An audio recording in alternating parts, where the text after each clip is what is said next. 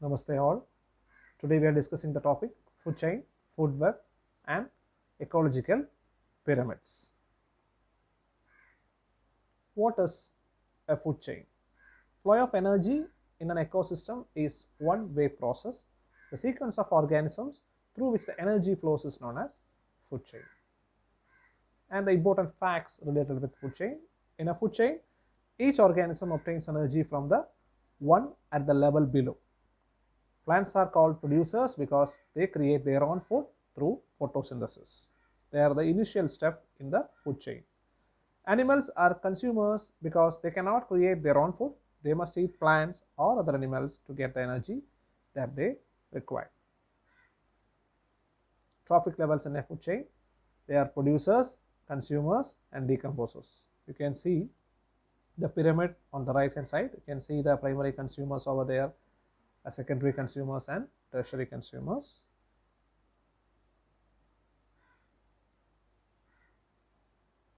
Significance of a food chain. The knowledge of food chain help in understanding the feeding relationship as well as the interaction between organisms and ecosystem.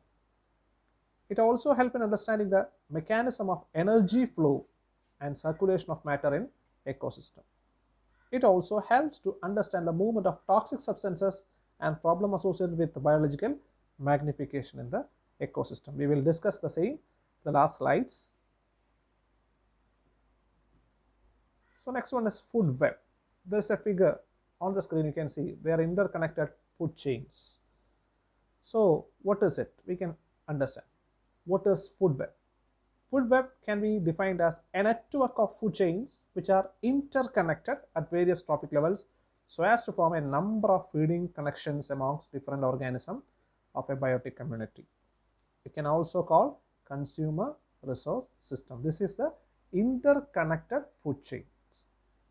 If an organism in a food chain become extinct, it may affect the ecosystem, but initially the food web will overcome it by providing another choice. That is the advantage of food web. So different food webs: soil food web, aquatic food web in forest, food web of grassland, food web in terrestrial and aquatic ecosystem. Some diagrams are there.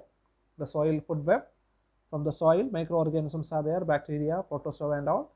Then nematodes, worms, insects, you can see arthropods. Finally birds also you can see. So this is an example for aquatic food web. In that, green plants under the sea or under the water body, they are producing their own food by photosynthesis and they are consumed by zooplankton and smaller fishes, then bigger fishes and other organisms as you seen on the screen. Then food web in forest. So these are the interconnected food chains. These are the interconnected food chains. Yeah, it is a grassland food web. You studied about grassland, prairies, savanna and all in the smaller classes. So grassland ecosystem consists of grass, mouse, snake, hawk, even rabbit and other organisms on the screen you saw. Food web in terrestrial and aquatic ecosystem. So you can see grass, even insects, so much of insects. It is eaten by frog or even mouse. The frog is eaten by a snake and the rat is also eaten by a snake, and there are multiple options for the snake. It is an advantage of a food web. So significance of food web. Food webs distinguish levels of producers and consumers by identifying and defining the importance of animal relationship and food sources, beginning with primary producers such as plants, insects and herbivores. Food webs are important tools in understanding the plants are the foundation of all the ecosystems and food chains sustaining life by providing nourishment and oxygen needed for survival and reproduction. It is very important, the production of oxygen. The food web provides stability to the ecosystem. If there is a good food web is available, that ecosystem is very much stable. So next topic is ecological pyramids. So what are ecological pyramids? Ecological pyramids are graphical representation of the trophic structure of ecosystem. Trophic levels are the feeding positions in a food chain, such as producers, herbivores, primary carnivores, etc. Producers, then you can understand primary consumer, secondary consumer, tertiary consumer. On the screen you can see a a trophic level, a pyramid, ecological pyramid you are seeing. At the bottom there is a bigger box, that is producer, having large number of members. Next is primary consumer, rat, grasshopper, rabbit you can see. They are also called herbivores. Why? Because they are directly feeding on plants. And next level it is somewhat smaller, secondary consumer, snake, even mouse is also there. They are called primary carnivores, smaller carnivores. And above that, the last level, tertiary consumer, and all you can see, they are also called secondary carnivores also. So producers, primary consumer, secondary consumer, and tertiary consumer. So this is a flow of energy chart. How does the energy from the sun goes up to tertiary consumer level? How, or what is the quantity? So you can see there are 10 lakh joules of sunlight energy is there at the bottom. From that, only 1% is taken by the plants for photosynthesis, that is 10,000 joule, only 1%. And plants prepare their own food, and that plant is being eaten by the insect. So the insect is getting 1000 joule only.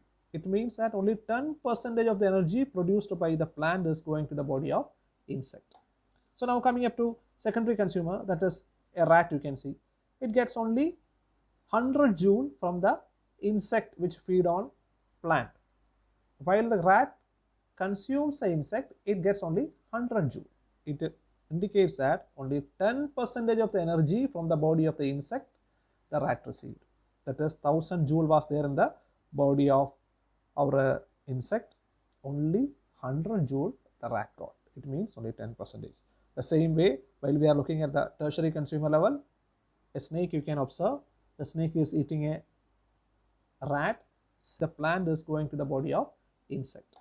So now coming up to secondary consumer, that is a rat you can see. It gets only 100 joule from the insect which feed on plant. While the rat consumes the insect, it gets only 100 joule. It indicates that only 10% of the energy from the body of the insect the rat received.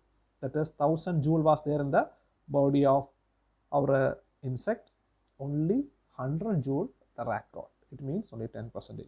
The same way, while we are looking at the tertiary consumer level, a snake you can observe, the snake is eating a rat. Same time, the energy at the body of a rat is 100 joule, as we know.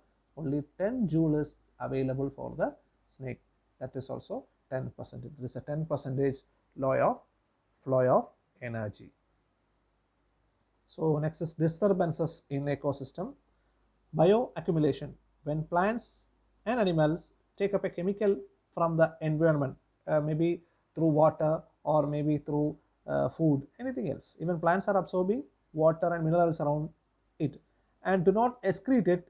The chemicals build up in the organism over time to potentially lethal level, harmful, and maybe death, or the organism may die also.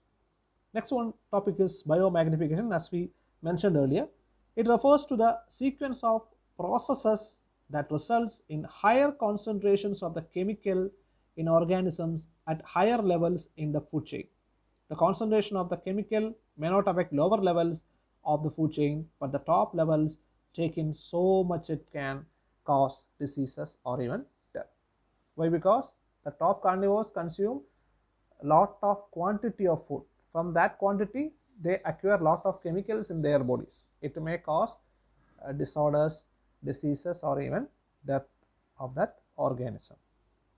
Next is extinction of species. Due to decrease in population of various species in the balance of various trophic levels is disturbed.